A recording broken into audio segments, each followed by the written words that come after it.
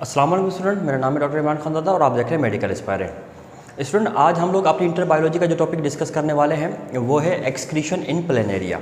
Planaria में excretion का process कैसे होता है और इसमें एक्सक्रीटरी ऑर्गन कैसे होते हैं, आज हम ये डिस्कस करने वाले हैं। स्टूडेंट, सबसे पहली बात तो है कि आपको पता है कि प्लेनेरिया जो है ये फाइलम प्लेटीहेल्मिन्थिस से बिलोंग करने वाला एक ऑर्गेनिज्म है, प्रीडेटर नेचर का ये होता है। यूजुअली प्लेटीहेल्मिन्थिस जो एनिमल्स का ग्रुप है उनमें आमतौर पर जो पैरासाइट होने की एबिलिटी होती है, लेकिन ये प्रीडेटर टाइप का एक ऑर्गेनिज्म होता है। प्लेनेरिया जो है इसमें जो एक्सक्रीटरी ऑर्गन है that excretory organs are called protonephridia. Protonephridia are most commonly known as flame cell. ये फर्स्ट ईयर के पेपर में एक सवाल भी आता है कि why protonephridia is known as flame cell. ठीक है, तो ये फ्लेम सेल कहलाते हैं कॉमनली। अब एक्सक्रीशन के प्रोसेस में जब ये फ्लेम सेल अपना क्या रोल प्ले करते हैं, इन फ्लेम सेल्स का रोल बिल्कुल वही होता है जो हमारे बॉडी में किडनी का होता है। तो ये क्या करते हैं और कैसे पूरा मैकेनिज्म करते हैं, आज हम इस पर डिस्कस करने वाले हैं। सबसे पहली चीज़ तो ये कि ये फ्लेम सेल है और इस फ्लेम सेल को हम प्रोटोनेफ्रिडिया कहते हैं। और इस फ्लेम सेल में जो रेड कलर के आपको ये फाइबर्स दिखाई दे रहे हैं, दीज आर सीलिया। ये सीलिया होते हैं। अच्छा, ये जो सीलिया होते हैं ये कंटिन्यूसली मूव कर रहे होते हैं जस्ट लाइक अ फ्लिकरिंग फ्लेम। आप मोमबत्ती जलाएं, मोमबत्ती जलाएंगे तो उसको थोड़ी हवा लगती है उसके फ्लेम को, तो वो ऐसा ऐसा हिल रहा होता है। ये फ्लिकरिंग फ्लेम की तरह ये कंटिन्यूसली हिल रहे होते हैं और इनकी इसी मूवमेंट की वजह से इनको फ्लेम सेल कहा जाता है। अब होता ये है कि ये जो प्रोटोनेफ्रिडिया है ये दरअसल एक ट्यूबुलर स्ट्रक्चर है।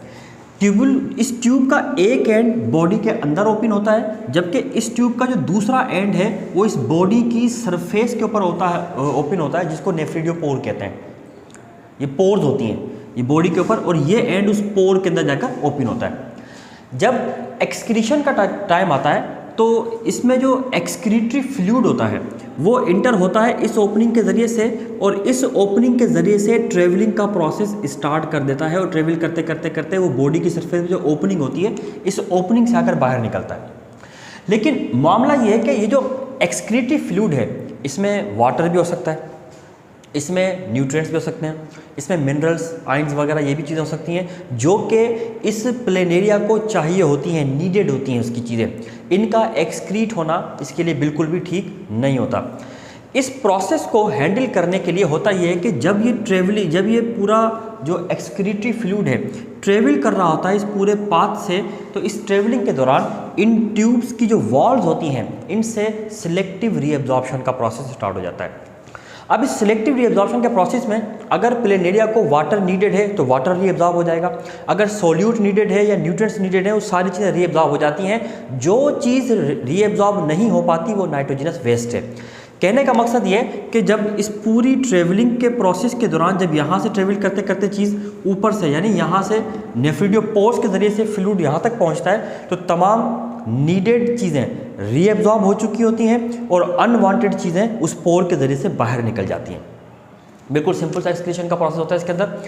अच्छा, अब प्रोटोनेफ्रिडिया ने एक्सक्रीशन तो कर दी, लेकिन इस पूरे प्रोटोनेफ्रिडिया में एक्सक्रीशन के प्रोसेस के दौरान अगर हम गौर करें तो एक चीज़ और भी होती है, और वो चीज़ क्या होती है, आप देख रहे हैं कि प्रोटोनेफ्रिडिया में जब ये फ्लूइड एक्सक्रीटरी फ्लूइड ट्रेवल कर रहा होता है तो इस ट्रेवलिंग के प्रोसेस के दौरान वो जो यूज़फुल सब्सटेंसेस है यानी वाटर है वो रीअब्जॉर्ब हो रहा है अगर नीडेड है, और जितना नीडेड है वो रीअब्जॉर्ब हो जाएगा।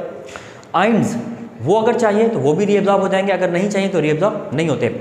इसका मतलब ये हुआ कि ये प्रोटोनेफ्रिडिया ना सिर्फ नाइट्रोजनस वेस्ट को रिमूव कर रहा है बॉडी से, बल्कि जो वाटर और सोल्यूट है उसको according to requirement of body balance भी कर रहा है। मतलब अगर चाहिए तो रीअब्जॉर्ब करके बैलेंस कर रहा है, नहीं चाहिए तो एक्सक्रीट करके बैलेंस कर रहा है। इसी वजह से हम प्रोटोनेफ्रिडिया को जस्ट एक्सक्रीटरी ऑर्गन ही नहीं बल्कि ओस्मो रेगुलेटरी ऑर्गन भी कहते हैं।